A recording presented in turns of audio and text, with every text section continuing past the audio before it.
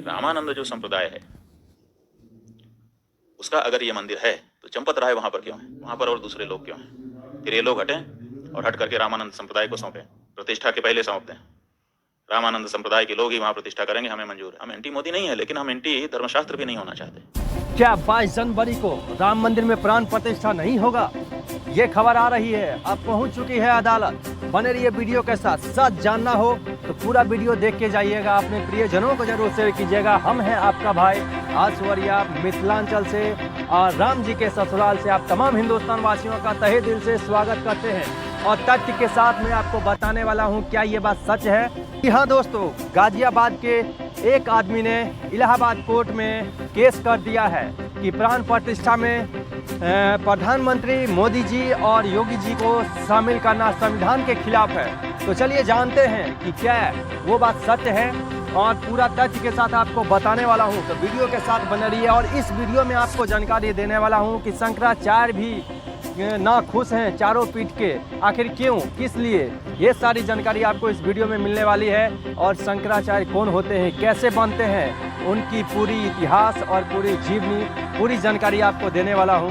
तो चलिए पहले संविधान से रिलेटेड जानते हैं कि अभी घमासान चल रहा है अयोध्या धाम नगरी में, जो प्रभु श्री राम की जन्मभूमि पर प्रभु श्री राम का प्राण प्रतिष्ठा होने वाला है। इस पे विपक्षी काफ़ी आक्रोश हैं, काफ़ी दुखी हैं कि आखिर मोदी जी और योगी जी को क्यों बुलाया जा रहा है। तो इस पे पूरी जानकारी आपको देने वाला हूँ कि क्या होने वाला है और क्या होगा। तो चलिए वीडियो को शुरू करते हैं। और सबसे पहले जानते हैं गाजियाबाद के रहने वाले हैं भोला दास। उन्होंने इलाहाबाद कोर्ट में केस किया है और क्या क्या तर्क रखा है, चलिए शुरू से जानते हैं। मैंने पूरा लिस्ट लेके आया हूं ताकि आप और हमें कोई कंफ्यूजन ना हो। तो चलिए, उनका कहनाम है यानी कि मंदिर रोकने के लिए याचिका दे दी गई है। मंदिर उद्घाटन को सनातन परंपरा के खिलाफ बताया गया है। इसमें उनके याचना में बताया जा रहा है प्राण प्रतिष्ठा से ठीक 5 दिन पहले मामला चला गया है अदालत में और इलाहाबाद हाई कोर्ट में इस पर याचिका दायर की गई है। इसमें पीएम मोदी और सीएम योगी पर भी सवाल उठाए गए हैं। मोदी योगी का मंदिर की पूजा में शामिल होना गलत बताया जा रहा है।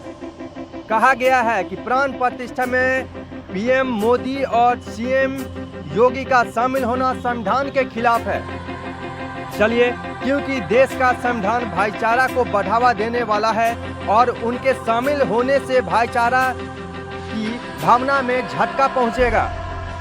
कहा है मंदिर अभी निर्माणाधीन है, मतलब मंदिर अभी अपूर्ण है। अपूर्ण मंदिर में देवी देवता की प्राण प्रतिष्ठा नहीं हो सकती। कहा गया है कि शंकराचार्य ने भी इस पर ऐतराज जताया है।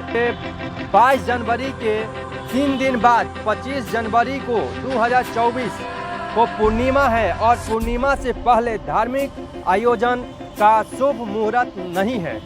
गाजियाबाद के रहने वाले ये भोला दास ने ये याचिका में पूरी जानकारी दी है। अब चलिए जानते हैं कि आखिर मामला क्या है। बता दूंगा कि संविधान सबके लिए बराबर है और संविधान क्या कहता है, क्या प्रधानमंत्री मोदी जी और सीएम जी को जाना चाहिए, ये क्या गलत है। तो चलिए मैं आपको जानकारी देता हूँ कि संविधान के अनुच्छेद 25 में भी धार्मिक स्वतंत्रता का जिक्र किया गया है। देश में हर नागरिक को धर्म और आस्था की पूरी आज़ादी है। हाँ, जाना चाहिए क्योंकि ये सरकारी प्रॉपर्टी नहीं है, ये प्राइवेट प्रॉपर्टी है। उन्हें निमंत्रण दिया गया है, वो जा सकते हैं, उनको भी स्वतंत्रता का अधिकार है। वो अपने धर्म अपने मुताबिक जो पसंद हो वो कर सकते हैं, ये कोई गलत बात नहीं है। अगर बात रही मुहूर्त की, तो इतने बड़े बड़े पंडित ने मुहूर्त रखा है तो कुछ ऐसे ही नहीं रखा है, पूरी तर्क और वितर्क के साथ ही रखा होगा, क्योंकि रखने से पहले वे भी सोचे होंगे कि ये सवाल विपक्ष वाले कर सकते हैं। आखिरकार सवाल उठाने वाले ने उठा ही डाला, लेकिन अभी तक जो जानकारी मिला है कि शुक्रवार को इलाहाबाद कोर्ट में इसकी सुनवाई होने वाली है। तो बने रहिए, आपको जानकारी मैं देता रहूँगा आखिर क्या होने वाला है। लेकिन 22 तारीख को मुझे जो लगता है कि प्राण प्रतिष्ठा गर्भगिरी में होगा ही। बोलिए जय जय प्रभु श्री राम की जय। तो चलिए अब जानते हैं कि आदि शंकराचार्य कौन थे, शंकराचार्य बनने की क्या पद्धति है और शंकराचार्य का इतिहास क्या है, वो सारी जानकारी आपको देने वाला हूँ। तो चलिए जानते हैं आदि शंकराचार्य कौन थे। आदि शंकराचार्य जी का जन्म एक गरीब मलयाली ब्राह्मण परिवार में सन 788 ईस्वी में केरल के आधुनिक एर्नाकुलम जिले में कलादी नामक एक गांव में हुआ था। उनके पिता का नाम शिव गुरु था, जो कि शास्त्रों में प्रवीण थे। माता का नाम आर्यम्बा था। शिव गुरु और आर्यम्बा के विवाह के कई वर्ष बाद तक उनके यहाँ कोई संतान नहीं हुई। तब उन्होंने भगवान शिव से एक पुत्र प्राप्ति की प्रार्थना की और उनकी प्रार्थनाओं का उत्तर उन्हें वसंत ऋतु के शुभ अभिजीत मुहूर्त में एक बालक के रूप में मिला।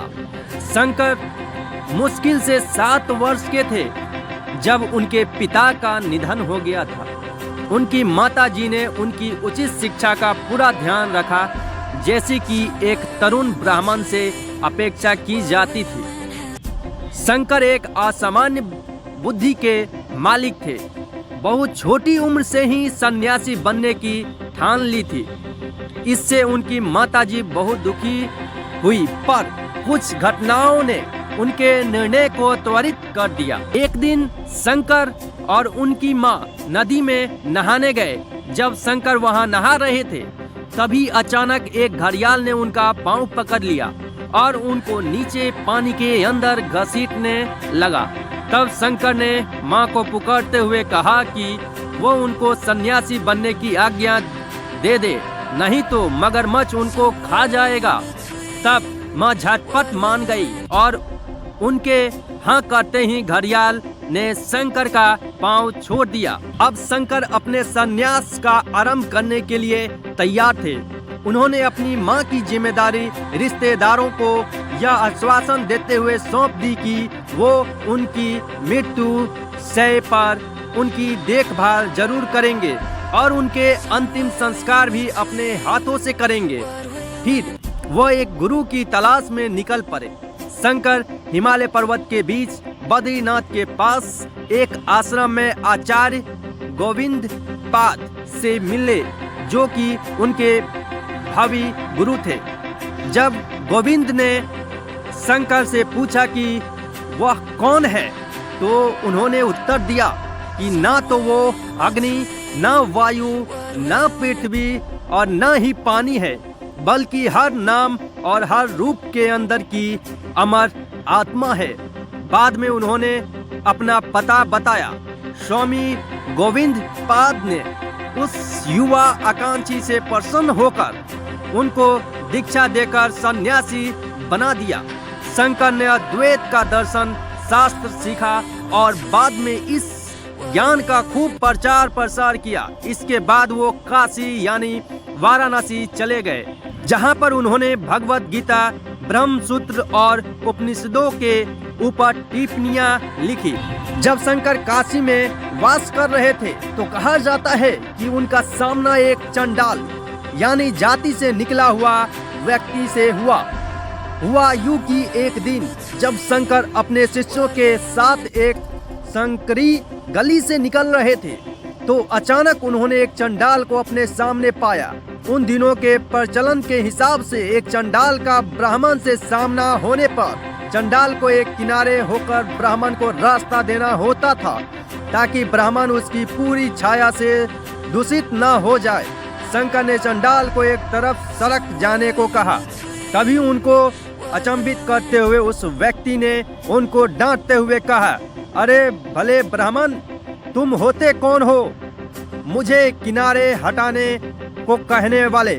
ये तुम्हारा बलवान शरीर जो भोजन से बना हुआ है अपने आप हिल नहीं सकता, तो शुद्ध अनंत चैतन्य जिसका मैं बना हुआ हूँ भी तुम्हारे कहने से हिल नहीं सकता। तुम किसको रास्ता साफ करने के लिए कह रहे हो और किसके लिए? शंकर को अपनी भूल का एहसास हुआ और वो चंडाल के सामने दंडवत हो गया। कहा जाता है कि असल में भगवान शिव चंडाल का रूप धारण करके आए थे, जिनको शंकर ने बाद में पहचान लिया। अपनी यात्रा के दौरान शंकर महिष्मित गए, जहां उनका सामना महिष्मित के दरबार के मुख्य पंडित मंडन मिश्र से हुआ। मंडन मिश्र सन्यासियों से सख्त नफरत करते थे। शंकर ने मंडन को एक वाद विवाद की चुनौती दी, जिसमें कि मंडन की विद्वतापूर्ण पत्नी भारती निर्णायक बनी। यह पूर्व तय कर लिया गया था कि अगर शंकर पराजित होंगे तो विवाह करके एक गृहस्थ का जीवन अपना लेंगे, और अगर मंडन पराजित होते हैं तो वह सन्यासी का रूप अपना लेंगे। कहा जाता है कि शंकराचार्य और मंडन मिश्र के बीच ऐतिहासिक घमासान तर्क वितर्क का दौर चला। 42 दिन के बाद शास्त्रार्थ के बाद काशी में 2 विद्वानों को हराया। शंकराचार्य भारत भ्रमण के दौरान जब काशी पहुंचे थे तो उन्होंने मशहूर विद्वान कुमारिल भट्ट के शिष्य और मिथिला के पंडित मदन मिश्र को 42 दिन तक चले शास्त्रार्थ में हरा दिया। उस दौरान दोनों के बीच निर्णायक रही थी मंडन मिश्र की पत्नी उभय भारती। भारती ने फूल की माला देकर विजेता को चुना। हार जीत के निर्णय से पहले भारती को किसी जरूरी काम से बाहर जाना पड़ा। जाने से पहले भारती ने दोनों विद्वानों के गले में एक एक फूल माला डालते हुए कहा, ये दोनों मालाएं मेरी गैर मौजूदगी में आपकी हार जीत का फैसला करेगी। जब वे लौटी तो उन्होंने माला देखकर शंकराचार्य को विजेता घोषित कर दिया। फैसले की वजह पूछे जाने पर उन्होंने कहा, जब भी कोई शास्त्रार्थ में हारने लगता है तो वो गुस्सा हो जाता है। इससे मेरे पति के गले की माला उनके क्रोध की तपन से सूख चुकी है, जबकि शंकराचार्य की माला पहले की तरह ही ताजी है। उन्होंने कहा, जीवन में क्रोध से बचना चाहिए। 21वें दिन भारती ने किया ऐसा सवाल कि शंकराचार्य रह गए निरुत्तर।